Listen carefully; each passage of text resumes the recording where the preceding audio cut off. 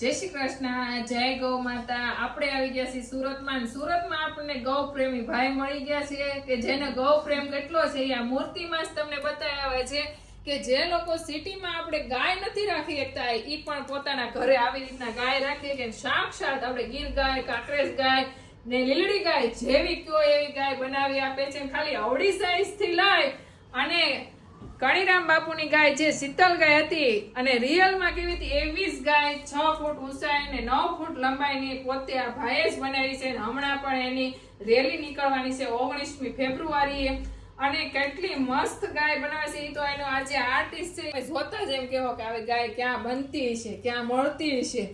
તો તમારે જે કોઈને આવી ગાય બનાવી હોય કે જે સેમ તમારા ઘરે હોય એવી ગાય બનાવી હોય તો આપણે જિગ્નેશભાઈનો સંપર્ક કરવાનો છે. જિગ્નેશભાઈના સંપર્કના નંબર આપણી સ્ક્રીન ઉપર આવી જાય. જિગ્નેશભાઈ જણાવો તમે કેવી કેવી ગાય બનાવી આપશો.